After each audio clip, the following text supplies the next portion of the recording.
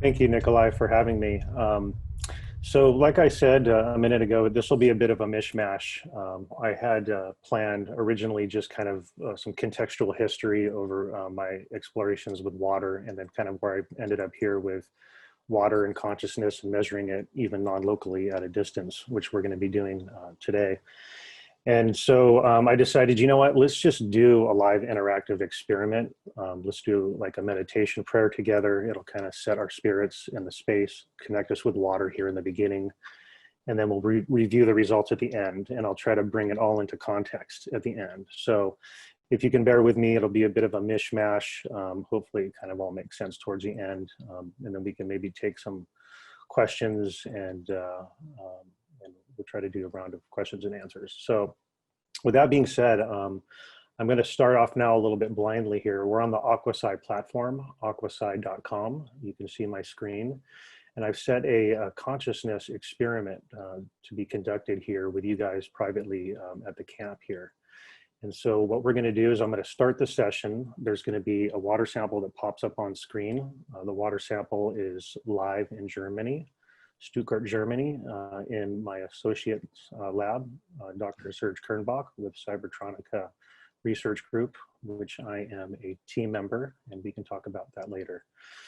There is a series of spectrometers that are measuring electrochemical impedance changes within the spectrometers. I'll give you more insight on that later, but essentially, we found that these spectrometers can actually measure the conscious observer effect on water. And I'll tell you how we came to that realization through our research. So, but first, let's just kind of get into our space. Let's just find ourselves in this moment in stillness. I'm going to start the experiment, and I'm going to take us through the prayer of light. As you can see here, the session is now in progress.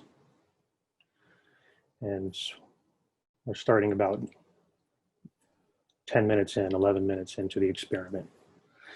And so we're going to just find our space. You can actually link to the visual here, but once you do that, you can just set yourself free and just kind of go with the prayer of light. And I'm going to start us off here. So let's sit up straight. Take 3 deep breaths.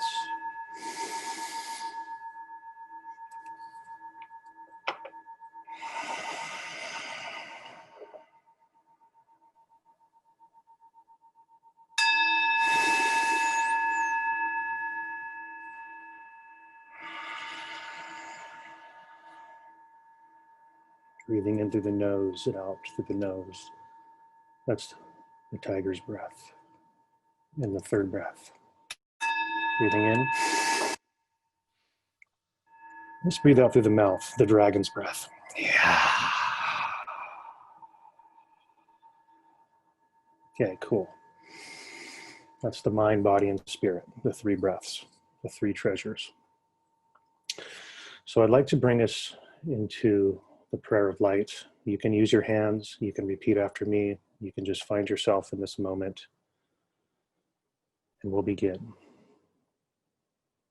Love before me, love behind me,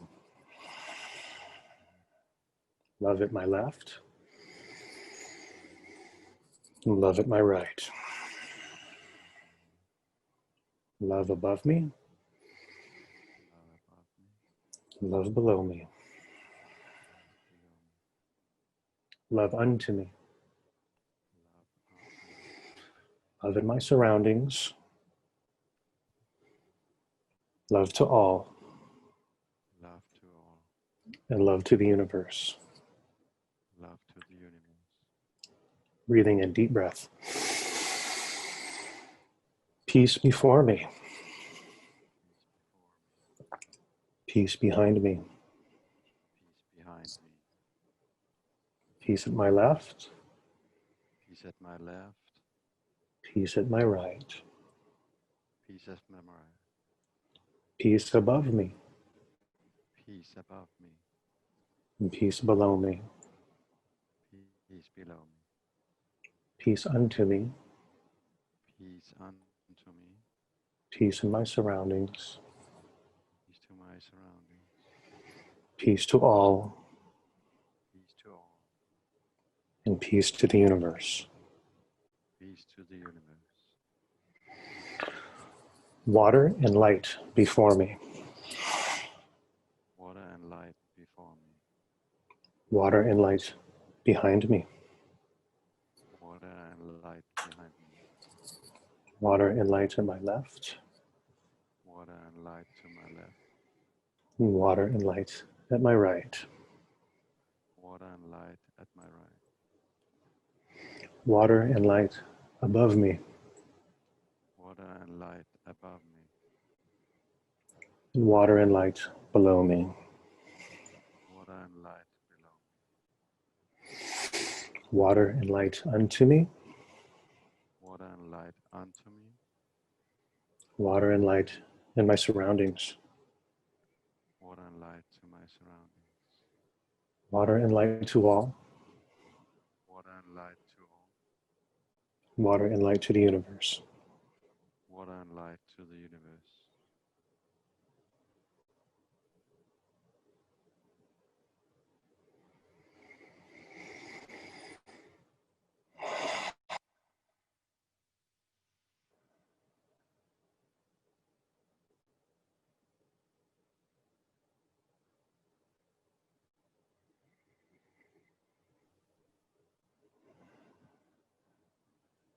Breathing in deeply for 3 more breaths to close.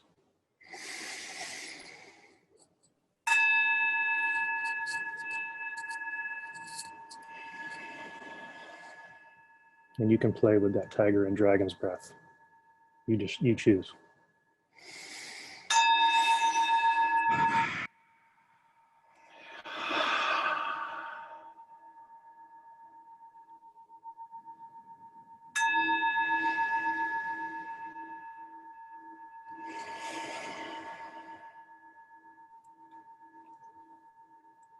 Okay.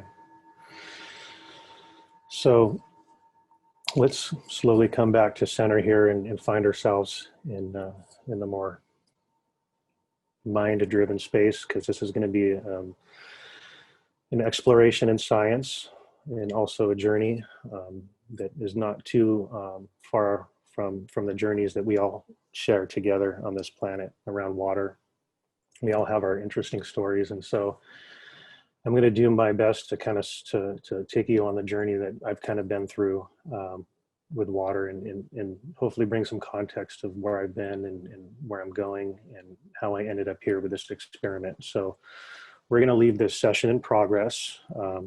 We probably have about another 13 minutes before it finishes. So we'll be passively letting that experiment run in the background, and then we'll explore the results at the end of the discussion here. And we'll see if we made an effect. So let me stop screen share here. Nikolai, are you still hearing me? Yes, yes. Okay. How's the space feeling over there? Is it good? Very good. Okay, cool. All right. Sweet. Okay, so let's see. We're going to start with, I'm going to do a slideshow, and I think this will kind of help me with bringing the narrative together. And you know, Nikolai, please feel free to stop me if you need or ask any questions at any time. I'm totally open to that. Okay, and we're going to do a screen share here and share. And you can see this here. You're capturing that, right, Nikolai? Yes, yes. Okay, very good, very good. Okay, so let's kind of start at the beginning here for me. My name is Jeremy Pfeiffer. I'm an independent scientific researcher. My specialty is in water. I'm probably about maybe 13, 14 years in now. Very much like the rest of us, you know, I kind of had a Kundalini awakening. I went through the whole process of doing yogic practices, breathing. I was leaving classes and I was seeing like auric fields around people, not too much different than those waves that you see coming off of the cement at a distance. It wasn't too like overly etheric for me. It was a little bit more like tangible. I was like relating it to physics, and I was trying to like really kind of extrapolate what I was experiencing. I was in the middle of also doing some communications. I have a background in communications, so I was doing news and documentary work, and I was also had a background in also environmental and life sciences. But my focus at the time was more of the communications work. I found myself doing a corporate social responsibility story in Bali about the environment and cleaning up the environment. And during that piece, we were exploring all of these corporate social responsibility programs, and mostly just like classically positioned around cleaning the beaches, finding better ways to deliver waters to the community.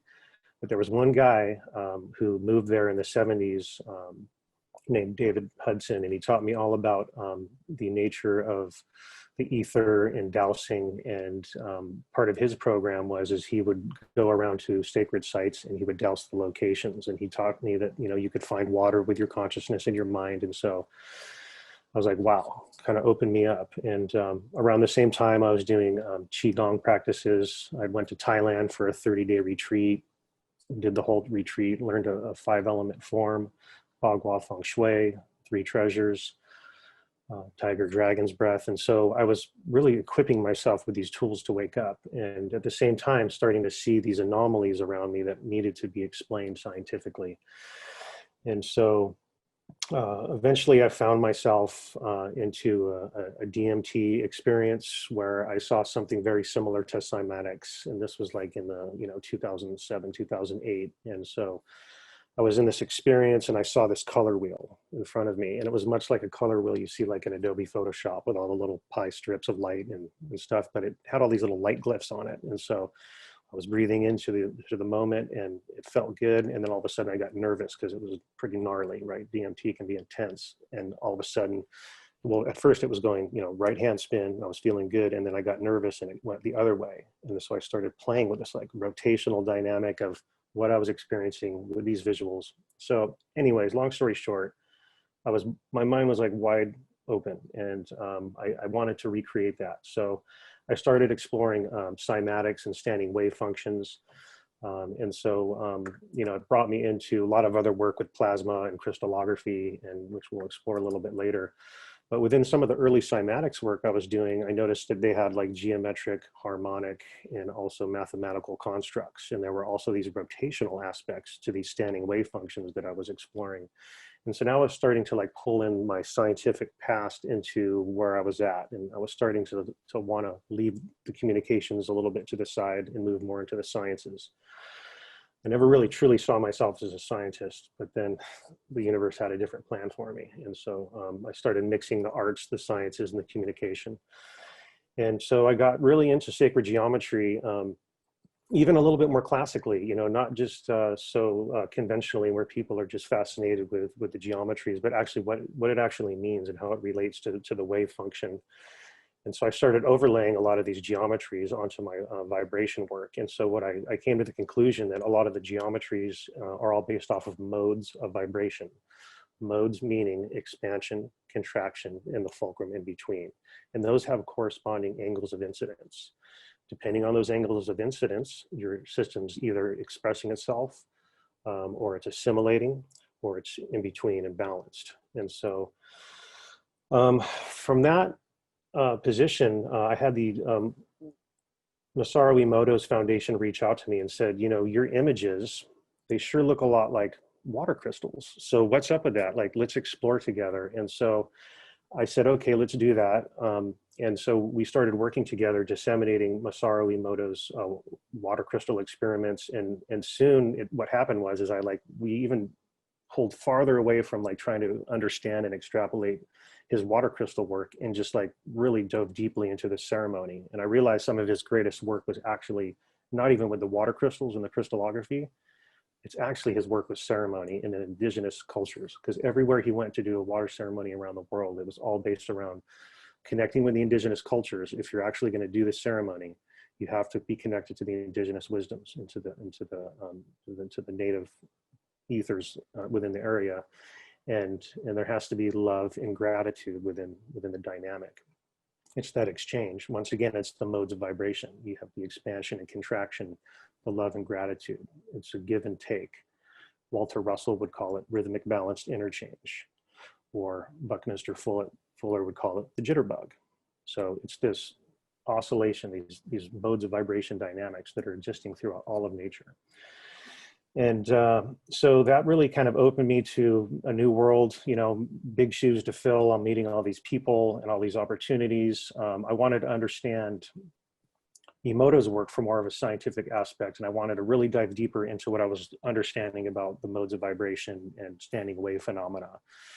So I met a very obscure teacher, Dale Pond, sympathetic vibratory physics teacher. And so I went on a huge journey into etheric sciences, into late 18th century theosophy, the work of Rudolf Steiner, Madame Blavatsky, all of this obscure occult stuff that everybody either thinks is like devil worship or bullshit. But when I dove deep enough, it was like, wow, this was like the sciences that were starting to come to fruition in the late 18th century that were really like carried on from like Egypt into, you know, from like Atlantis, Egypt into like Apollonius of Tyana and Pythagoras, and then handed down even to like Da Vinci and Vitruvius. If you look into Vitruvius's 10 books on architecture, it's all about acoustics and all about setting up the space and the shapes within the architecture to really resonate. And they have these harmonic modes. Everything is mapped out based off of this standing wave phenomena and function, because what that does is it sets the space up to be in the flow. Whether in the space can be set up to be disruptive, it can also be set up to be harmonic, etc. These are all based off of musical modes of vibration. And so what my teacher was really, Dale Pond here on the left, and there's me on the right. We were basically carrying on the work of this late 18th century work of John Worrell Keely, who was basically learned how to create Brown's gas back in the day. And he was disassociating he was disassociating water into hydrogen and oxygen, and then utilizing the hydrogen to actually collect charge from the atmosphere, and also for creating pressure dynamics, because at the time in the late 18th century, they were looking for a replacement for steam. And so he spent many experiments blowing himself up and almost killing himself. And he eventually found that once he disassociated the hydrogen and oxygen, he even created these like high vibronic states using like wave plates and Chladni plates to reach these really high harmonics. Now, keep in mind, this is way before frequency generators and all these things. He was doing this all analog, which is fascinating. And he was breaking the hydrogen into its aliquot parts. And eventually he found that if he reached a high enough state, this ether that he would create within his dynasphere or dynamos, which you see in the picture here, was sympathetic to mind force. So he could literally kind of control these devices with his mind. Crazy, right? I know. Anyways, I'll continue on. So my teacher, he set out like in the 80s to kind of recreate all this work and replicate it. He's created a huge compendium in Wikipedia based off of all of the old manuscripts and texts. And so essentially the closest thing I could really say to what he was doing is he was accumulating ether through disassociating water, creating Brown's gas. And so that can be attenuated utilizing these modes of vibration. You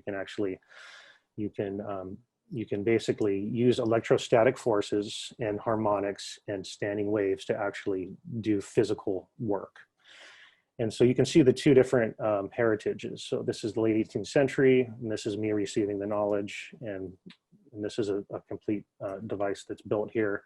Essentially, it's an etheric dynamo. So if you look on the right-hand side here, this is hooked up to a, sorry, my wife is coming in here to say hi. This is hooked up to a solar panel, and there's lye, which is basically an electrolyte solution in this little canister here.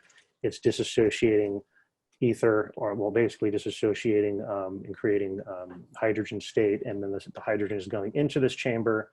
And then what this is doing is it's basically accumulating the ether, and once the system becomes saturated, it accumulates enough charge, and it communicates with 0-point fields in the atmosphere. Once the charge builds to enough dynamic, rotation will ensue, and this thing becomes a dynamo. And so it's quite fascinating. It's like a real kind of analog way to kind of accumulate 0-point energy in ether. I eventually got a chance to move on and present some of this work and poster at the Conference on the Physics, Chemistry, and Biology of Water, chaired by Gerald H. Pollack.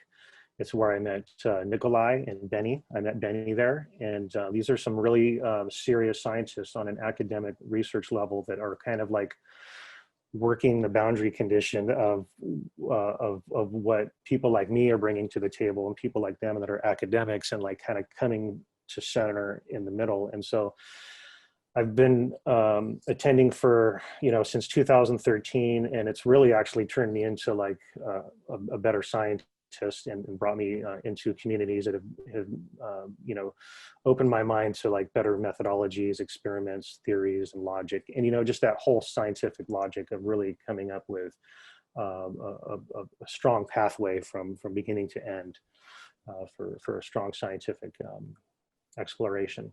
And so the second year I was there, if you can see just way in the background, there's Gerald Pollack, Luc Montagnier is in there somewhere.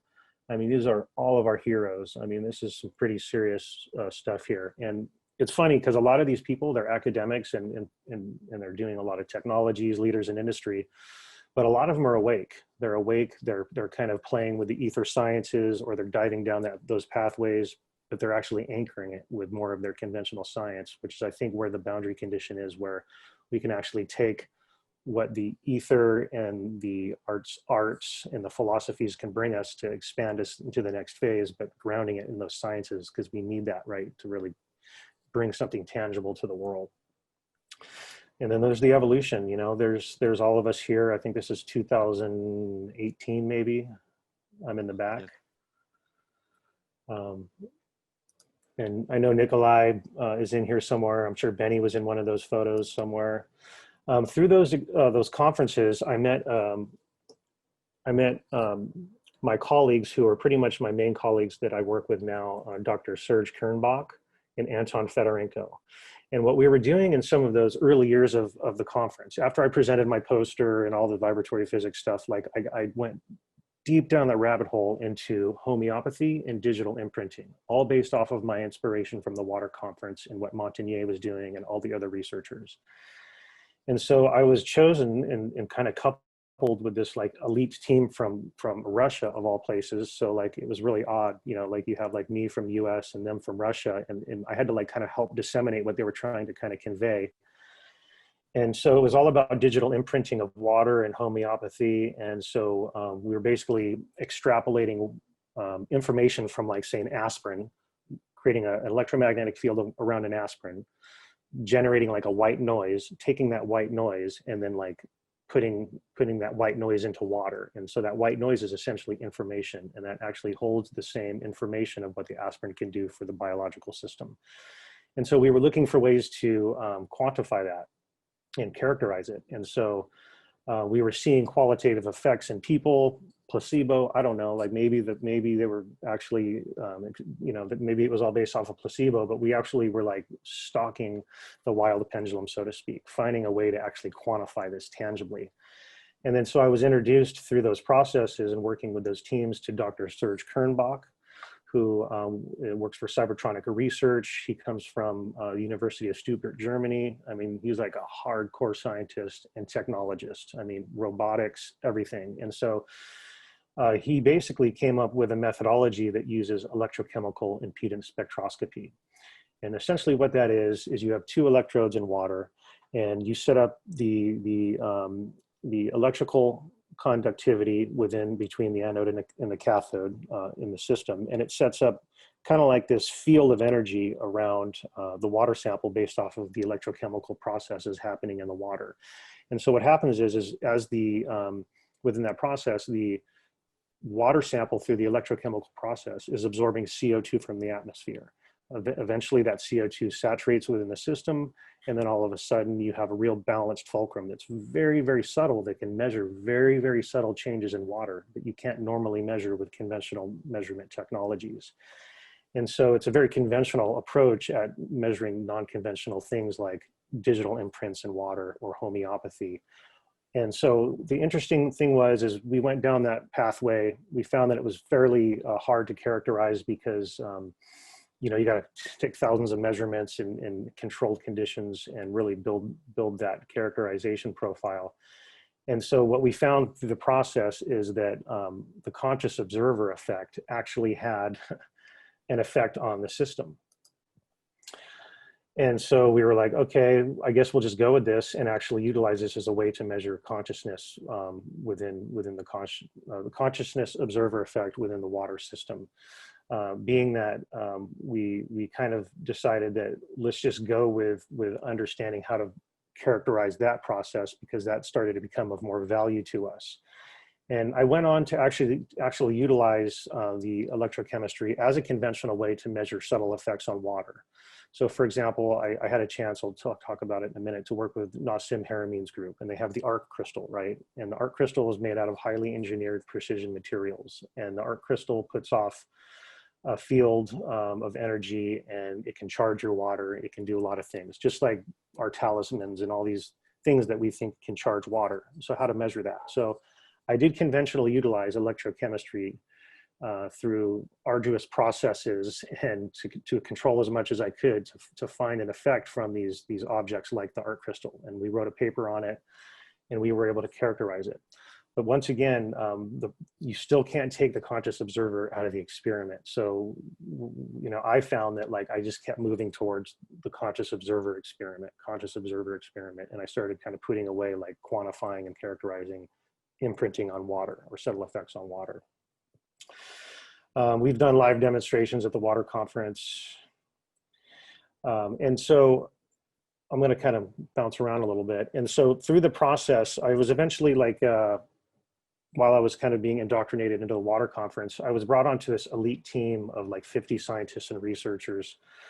And it was kind of like the X-Men. It was the weirdest thing, like all these people working in ether sciences, but had real strong technical backgrounds. And like, you know, you have, if you look in here, Menos Kafotos, world-class astrophysicist.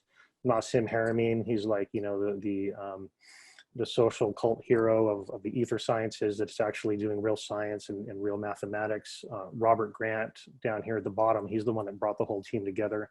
He's working on like cybersecurity algorithms based off of prime number series.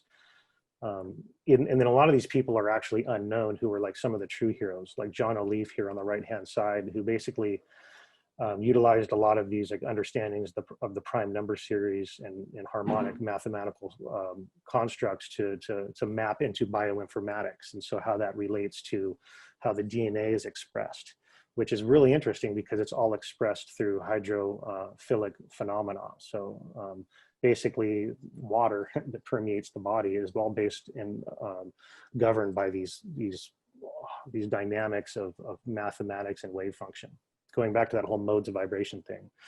So it opened me to a whole world of interesting technologies, some highly disruptive, some that I won't talk about, and some that just gave me insight on how to like bring something to the planet that was innovative, that used just enough of what we understand about resonance and wave function to like, you know, increase efficiencies in different systems and stuff. And I might get into that at the end. I have a new company called Kairos, where we're utilizing some of these principles to actually treat water, to be able to remediate wastewaters and things like that, to bring something tangible to the world. Because we can only go so far with like our prayer and our crystals and things like that. And this is coming from someone who really did the prayer work. I mean, you saw how we opened up with reverence, but like, you know, we still got to bring this to the world. And how do we like bridge in and like bring something tangible to like really, you know, get the attention of the capitalist and the industrialist and things. You got to hit the ground, and you got to have your game plan. We can't just, you know, I mean, we can pray our way through, but I mean, we got to do both. The work has to be done. So yeah, I eventually got a chance to work in Nassim Haramein's labs.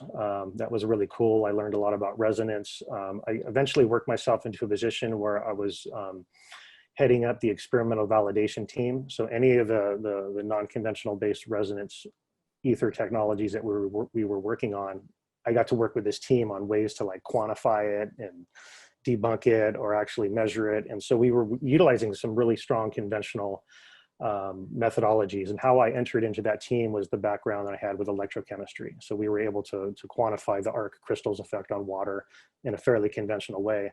But then we went on to like photon emissions measurements and all kinds of spectral analysis, where we were able to measure things coming off of that crystal, mostly based off of the sheer fact that the construct of the crystal was so highly engineered. It had like piezoelectric and phonon flux characteristics, where it was actually literally generating, I think we counted like 15 photons a second coming off of that crystal.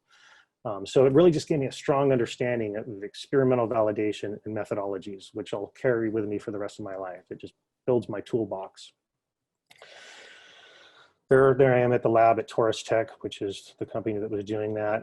Here is, so on Fridays, I would bring in some of my history and past of all the cymatics work and stuff. And we would just like inspire ourselves after we did our work at the end of the day. We would just like set up the cymatics and like talk about it and just like have fun. And so here I am with Amira Val Baker. She's a physicist. She worked for the Resonant Science Foundation for many years. She actually wrote a lot of Nassim's papers with him and kind of for him. Very, very smart lady. And so she'd always ask the hard questions. And so we'd explore. And I think we worked together to open each other's minds. And so I'm going to do a quick video share so you guys can experience some of what we saw on those fun Fridays. Okay, and so this is the little cymatic setup that you saw in the picture previously. And so this is just kind of a little rough video that I captured.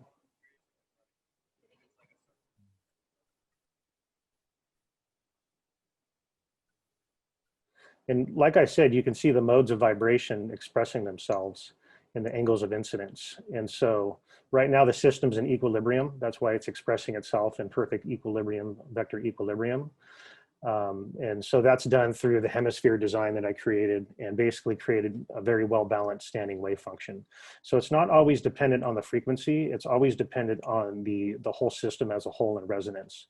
Just like if you were a violin maker or you were making a brass instrument, the whole system has to be graduated into resonance. So it's not just like 432 versus 440 like everybody talks about. The whole thing has to be taken into account with being in resonance with itself. That's the whole trick with resonance, and I think people could eventually gain a better understanding of that.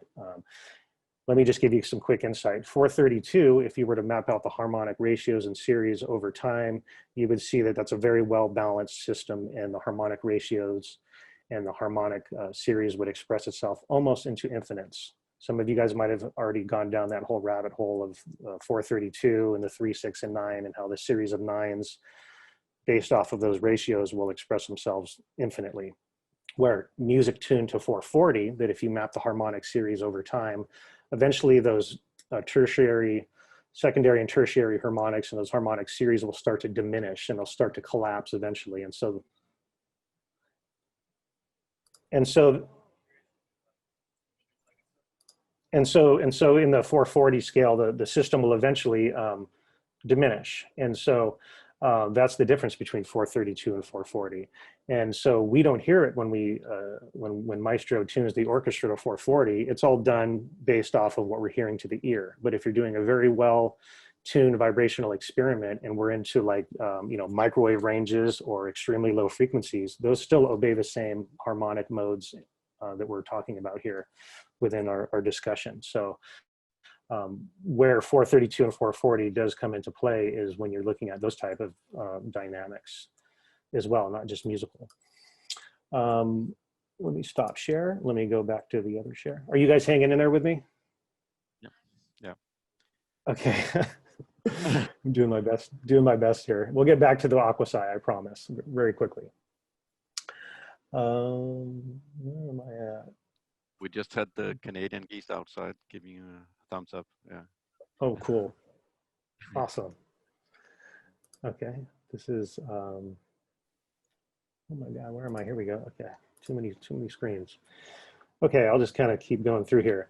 Okay. So like I said, eventually we took those, those presentations that we were doing at the water conference that were based off of like, measuring the digital imprinting and stuff like that. And eventually we just kind of went with like measuring the non-local effects and the quantum effects around the conscious observer. And that's a whole nother thing that we can try to get into when I explain AQUAPSY. But so we presented these type of papers at the water conference on the physics, chemistry, and biology of water. And so it's opened quite a bit of discussion. And so these are very strong objective discussions that are scientifically vetted. There's a lot of researchers in the background. Like if you look at our email threads, it's some of like, you know, some really strong scientific researchers on the academic level around water that are interested in what we're doing. So the conversation is constantly going. Our experimental results are very well founded in strong scientific methodologies, with our colleague and mentor Serge Kernbach, you know, leading the way, and in the community at large, we're learning ways to build better methodologies to build more controlled experiments. And so we've presented a lot of work on the remote consciousness effect, and also the conscious observer effect within that system. And so last year we kind of had a nice little presence. We were able to have a poster showing. There's on the left-hand side, Anton Fedorenko, and also on the right-hand side, colleague Serge Kernbach. And kind of, this is the crux of that starting point of how the team kind of started. There's a lot of people doing the work now, but it really kind of started with Anton with digital imprinting, Serge on how to quantify it, and then me trying to disseminate it and learning how to build myself into the scientist to work with these dynamics. And so last year, Anton, I believe, won the poster award at the conference for his work with infoceuticals. He still continued on with that work, if you can see on the left-hand side. And so now let's get back into AQUAPSY after all of that. But before we do that, I just want to ask if there's any questions before we kind of change gears to end where we started.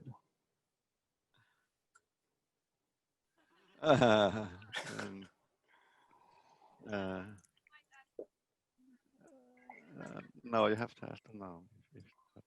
Yeah. You can ask later. I just give myself a break. Here we go. Let me do another chime.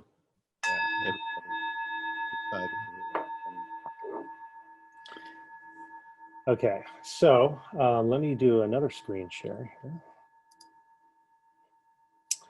So where we started on aquapsy.com. Let me pull up our little poster from the conference and see if I can give you some background.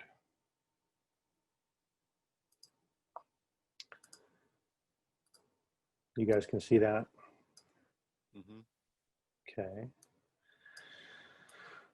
Okay, so exploring consciousness using water-based sensors. And so essentially, we have these electrochemical impedance spectrometers, which you see here on the right, that are in a lab in Germany. And we've decided to really come up with one location that can be affected at a distance non-locally.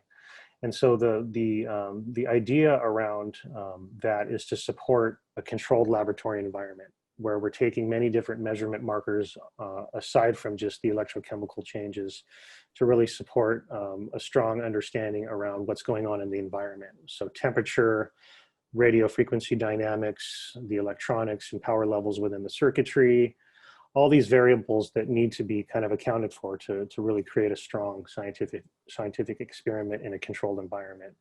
And so we've done that, and we've really set up the dynamic in Serge's lab in a closed environment in Stuttgart, Germany.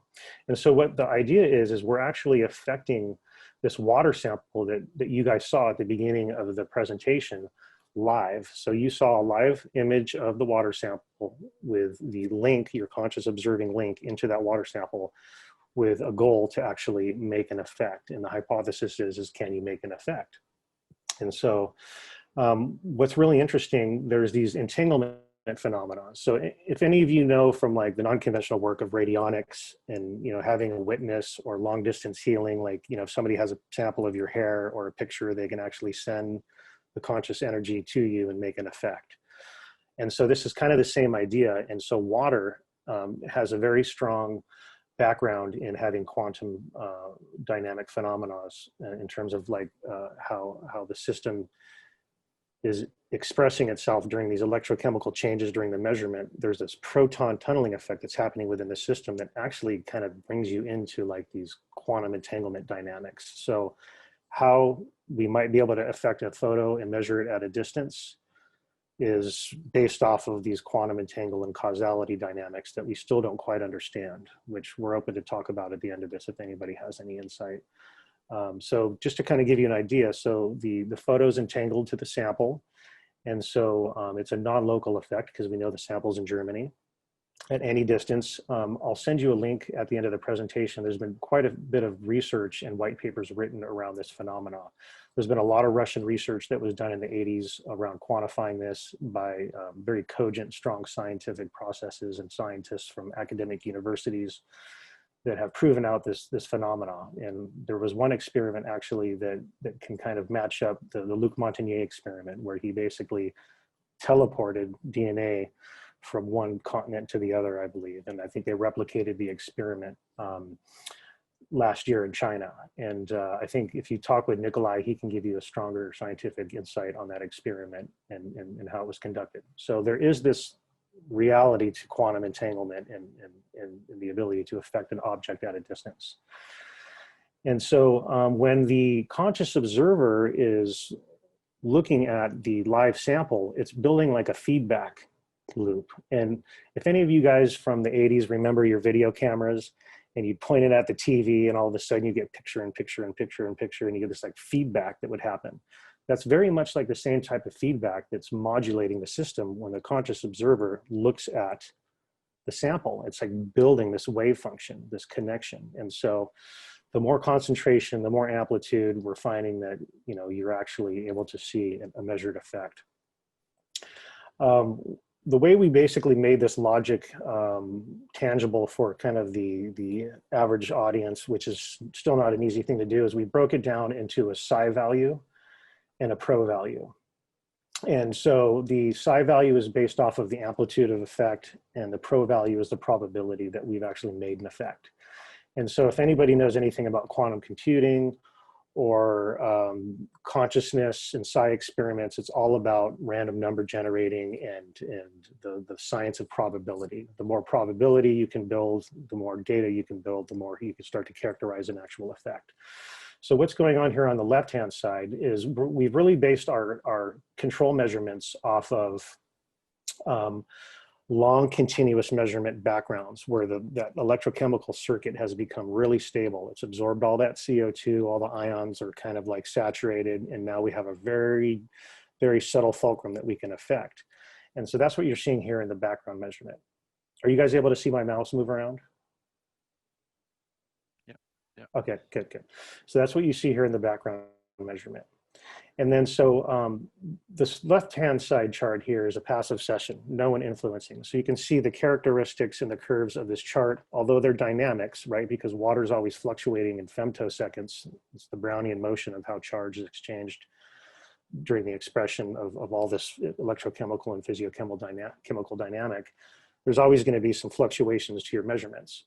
So what we've done is we've on the right-hand side here, we've created a long background measurement where we've continuously measured over many hours the system in a stable effect. And then on the right-hand side here, you see the impact window. When someone like us, like in the beginning of the experiment, logs on, focuses their attention on the object or water sample, and you can see here, the system starts to express itself in increasing or decreasing in orders of magnitude. And so you can see here that the observer has actually made an effect. And so going back to these scores up here, once again, the psi value is based off of the amplitude and how strong the effect was, and the probability is basically the closer you get to zero, the more you know that the probability that you made an effect is actually accurate. And so based off of those, we've averaged a score together. And so this is kind of the logic we came up with to be able to communicate this information to a larger audience, to where they can just log on as like a meditator or even like a yoga person or somebody who's like, you know, believes in this whole work with consciousness that wants to like measure their consciousness and see if they can work with the dynamic. We've created like a scoring system. So we have a long road to go in terms of quantifying and characterizing that, but we're definitely able to show effects consistently, which we find very exciting. Okay, so with all that being said, let's see if we made an effect on our experiment. So it's time for the reveal. Ta-da. Okay, let's see. So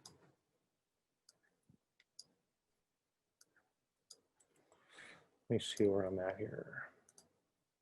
We do another screen share. Okay. Okay. So screen share, my Google browser, share. Okay, you guys can see where we left off at the beginning. Okay, so the experiment finished. We had about 13 minutes left when we stopped. It was passively measuring our effect. And so the experiment finished, so you can go into the tabs here and you can see the results section, which I'm on already. And so it looks like we've actually done a pretty decent job in terms of scoring. So we're at a score of 974. Our probability is closer to 0 than it is to 1 or higher. And our psi effect, which is pretty much the amplitude of the experiment, is also significant in terms of we have made an effect. And so let's see what that translates into the graph form, which I think is very more tangible for people that are in a layman's sense.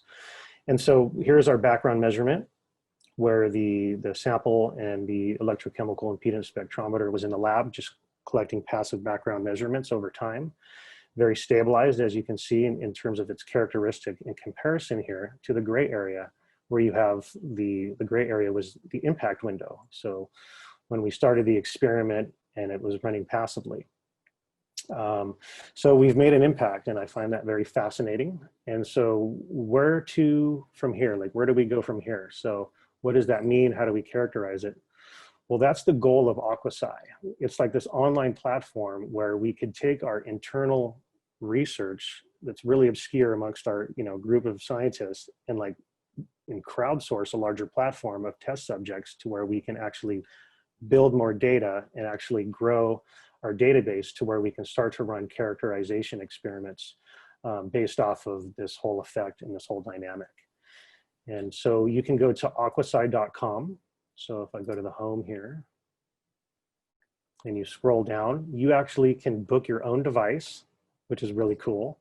You can set up your own account. You can do it private. So you can do, like, if you're a yoga practitioner or a meditator, you can maybe test your healing abilities.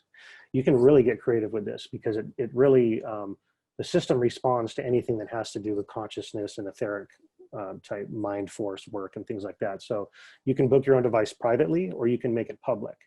And so what we've done here is I've made a public experiment that was based off of this private event specifically for you guys.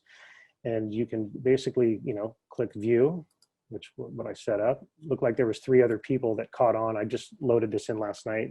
Looks like 3 people actually joined us live. I don't know if it was anybody from your camp or the community at large in the internet. Yeah, so the platform's open for people that are scientists or non-scientists to explore. And so that concludes the presentation. Thank you.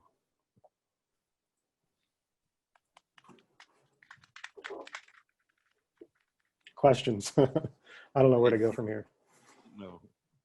I've got one question. Can you hear me? Yes, faintly, but I can catch it. Okay, now I guess it's better.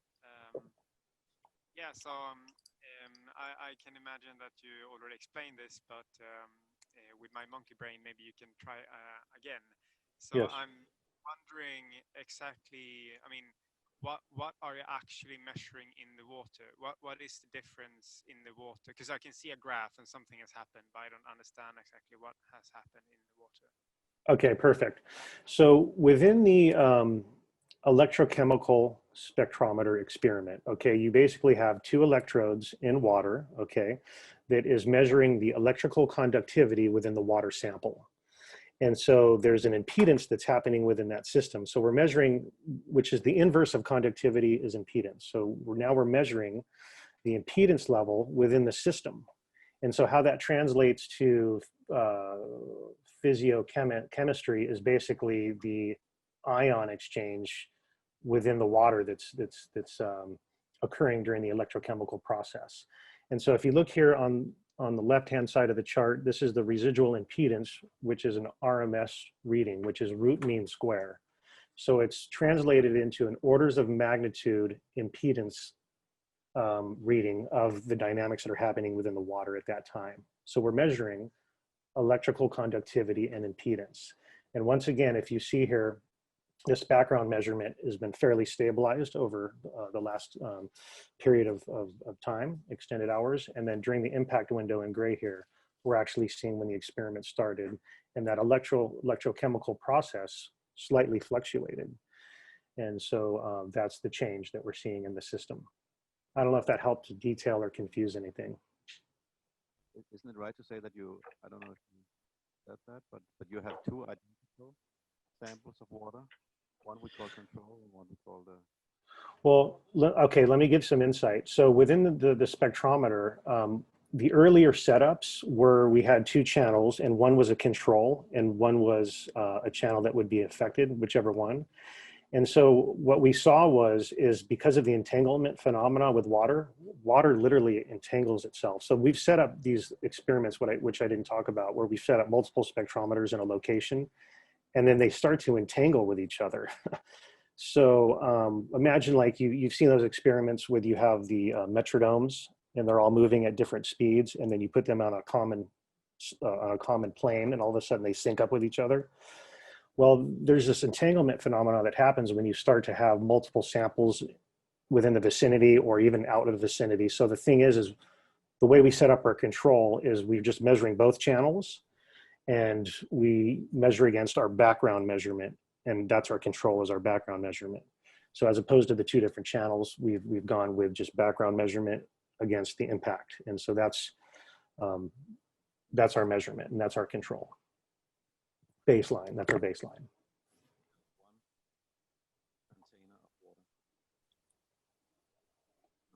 I can't hear. Is it just one? One more time, Nicola. There you go. One more time, please. Water containers in the experiment. Just a little bit louder, please. You use only one or two containers? Okay, so this is kind of interesting to explain, but so there are multiple spectrometers that are being scanned. So I think there's about 4 spectrometers that are being scanned, and so times 2, so there's actually 8 samples. And so what happens is at the time of the experiment, what's chosen is the most stabilized circuit, the most stabilized electrochemical reaction that has the most stabilized background measurement. That's the one that's chosen.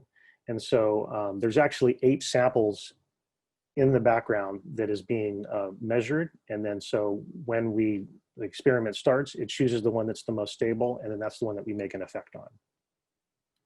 And there's reasons for that, kind of going back to the whole entanglement thing. Yeah, if I can explain the logic on that, it's like creating a bigger net, right? Because ether and in consciousness, it's really fleeting. And so like if you did any reading up on like Eichstock Bentov, he has this thing called stalking the wild pendulum. The wave function is variable. And it's like, it's almost like a feather dropping in the wind, and you're trying to grab at it, and it just goes everywhere. And so sometimes the best way to catch that feather is to lick your palm and just have your palm sit there, and then the feather will actually be attracted. So it's all about creating enough potential and dynamic within the impact region or the impact experiment to actually capture the effect. And then so the way the algorithms are set up, that once it sees a stable circuit at the time of measurement, it'll grab onto that, and then that's the spectrometer we're reading. If that gives you some insight. Jeremy, it could be interesting to see the other 3 measurements as well. Is it possible for you to send them in some way? Yes, I'll send them for you. Now, here's something really cool that I know Benny's followed this work for some years, and also some of the others here in the room. What we're doing is we've seen this fungibility effect within the experiments, where we've seen like this post-latency type dynamic, where we make an effect, and there's actually like this post effect that actually grows in amplitude and builds in a latent type way. And so the analogy that I explain that, if you drop a rock in a pond, the wave amplitude builds as it expresses itself and then kind of dies off. And so there's these post measurements that we're taking. And so like Benny was saying, there's post measurements. So I'm going to show you the second measurement after the first one that you just saw. So let me just recap. This is the one that we just saw. Okay. Now we're going to look at the second one that is capturing a half an hour after the experiment. And you can see, so the dynamics are starting to change in terms of their effect. They're starting to kind of have a latent effect, and their dynamic is starting to express themselves continuously and differently. And so it's this fungibility or this causality dynamic where it takes the circuit now to really balance itself over time. So this spectrometer and this circuit won't be used now for another 12 hours until it starts to find equilibrium again. So there's a post measurement that we're going to share with Benny. And then there's 2 other post-session measurements that will be available as the next couple hours as we move through the next couple hours. And so you guys can go to AQUAPSY and you can access this experiment and these public results, and you can email me at 369@svpwaterresearch.com, which I will provide that to Nikolai.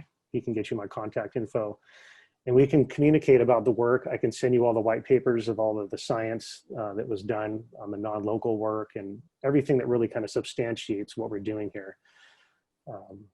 So yeah, any other questions? Hi, my name is Rihanna. Hi, Rihanna. Because life is water and water is life. So I've heard of a guy called, and I'm sure because you've been part of the water field for over a decade now, but if you heard of Masaru Emoto, the Japanese? Yes. Yeah, for people that are not familiar, basically he said that water was blueprint for reality, and that emotional energies and vibrations could change the physical structure of water. Basically, just being positive with either music or words, or negative would give either beautiful or ugly crystals. Now, from what I understand, it's been pretty critical from the scientific view. But do you, as a very professional scientific researcher, could it be a possibility? Because okay. Oh, sorry. Go ahead. This is the water, so if that's right, then if you also apply to us human beings, that if you're very much positive or negative, it would actually affect. Yes. So when I started the work, I had some opportunity to work with Masaru Emoto, mostly in disseminating his knowledge, but having the ability to really kind of be a fly on the wall and see all their experimental methodologies and how they kind of work their experiments. There was enough scientific tangibility there to give validation to what he was doing, and what he actually was doing with his kind of intuitive approach. So basically a Shinto Buddhist priest told Masaru that, hey, you can purify prayer, you can purify water with prayer and your thoughts. And so he basically looked for ways to go down that pathway to find out how he can tangibly show that. And so what he ended up running into was crystallography, where he was running water crystal experiments to show the differentiation of controlled experiments where water being affected with, say, love and gratitude or hate, like you were saying. And so he was creating these experiments and pulling out enough qualitative imagery to support a more romantic, qualitative, passionate approach at how that can be expressed, which is beautiful, and it captured the world, and it still does, and everybody's in love with it. And so what we did with some of that heritage is we were like, okay, how do we quantify that? And so I always asked myself that question, 10 years ago, and then all of a sudden I was just handed all these methodologies to explore that. And so what we're finding is we were actually able to validate that through electrochemistry, which is basically a very conventional way of exploring the phenomena that in a quantitative way that was more qualitative with Emoto. And so the long answer to your question is yes. And how to go about characterizing that is really tough. So there's this flow that I think we're finding with just letting kind of the spirit of it be real, and that we're just hoping that it's going to advance the science, and that quantitatively we're just going to keep collecting data. So just real quick to give some insight. So if you set up a controlled experiment enough times with that idea of, just showing a water sample electrochemically, you know, love and gratitude, and then another one, hate controlled. It might take you, you might have to go through that science of probability. You might have to run that experiment 100 times to build enough N value, but eventually you'll characterize it. And then if you characterize it, then you can take what you've learned. And then if you're Serge Kernbach, who's our mentor, could build an algorithm to basically cancel out all the noise and actually understand how to find the characterization between, you know, love and gratitude and hate. And so we're on that pathway, actually, long story short, if that answered your question. It's a beautiful thought, obviously. Yeah, so thank you so much for answering and for giving your talk. Can you hear me? Yes, I can, just lightly, but thank you so much. Beautiful question. I had a basic question. My name is Daniel Stinsing, and the question was about ether. How do you ether? I'm a bit confused. Okay, how do I define ether? Okay, there's many definitions of ether. If you're looking at it from the ETHER, you're looking at the chemical ether, which is a derivative of a chemical. But if you're actually looking at the understanding the ether from like late 18th century etheric sciences and theosophy, or even just ether as understood in the turn of the century when people were actually trying to find names for the quantum soup or the field, so to speak. It's spelled AETHEER. And so it's basically more of an undifferentiated higher level of more of the physical substance that you can measure in your test tube or gross matter.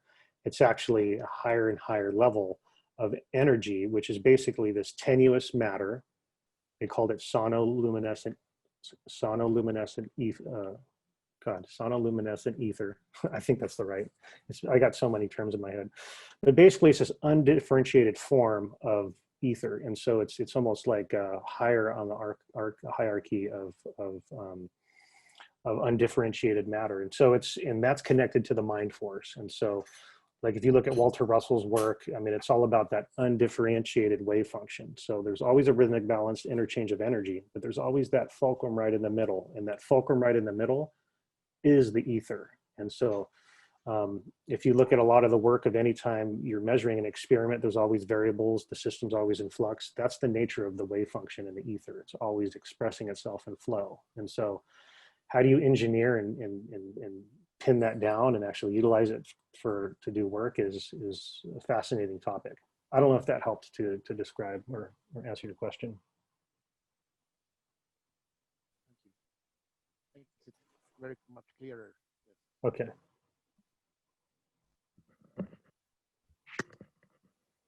Hi, I'm Linus. Very curious about the entanglement removed from your experiments, because that sounded really interesting. Did you measure, is the entanglement the same all the time? Does the rings of water, does it affect each other at the same rate? So that's why you removed it, because it seems like an interesting thing to look deeper into how the entanglement works and how water affects each other, and if you can read something more into that, how it affects each other. Yeah, so there's two parts to that question and two different perspectives. We've actually utilized that entanglement phenomena in our experiment because we're affecting non-locally our conscious observation effect at a distance. And so there's an entanglement phenomena there. There's also a local, so that's non-local. There's also a local entanglement phenomenon that's happening within the lab. So we have multiple spectrometers where the actual conscious observer effect and the water systems are entangled together. And so we're actually working with that and leveraging that entanglement phenomena. So we're actually like utilizing it, but trying to control for it and set up a scientific experiment in the most controlled way. So it's like I said, it's like stalking the wild pendulum. It's like, how do you pin down that dynamic to actually enough to make a measurement on it or characterize it, but still kind of utilize it, because it's always going to be an intrinsic part of the experiment. So to answer your question, we're kind of like balancing between both understandings. So yes, entanglement is there. We can never get around it, but we can actually utilize it to maybe control for a better experiment. I don't know if that helped answer the question. And you can do a follow-up if you want any clarification. Yeah, thank you.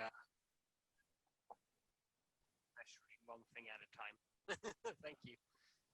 Oh, sorry, one more time. I didn't hear that. I just Sorry, wanted did you to hear me? one more time. Thank you for your answer. I truly understand the complexity of this whole thing, and I think it's a good idea to measure one thing at a time. Focus on the remote entanglement, and then see what it gets you. Thank you. Okay, cool. I'd like to just add an analogy. You know, consciousness and the entanglement phenomena, it's really kind of like us as people. And so you know how the consciousness and the dynamics of energy within a group of people is always in flux and is always changing. And so some person might be holding predominance, or some kind of characteristic or quality might be holding predominance at one time, where if you reconduct that group of people in the same setting on another day or an hour later, it's changing. So it's like, how do you repeat that experiment? You have to like create more and more experiments. You have to build that number of n. So it's a balance between control and also kind of working with that dynamic.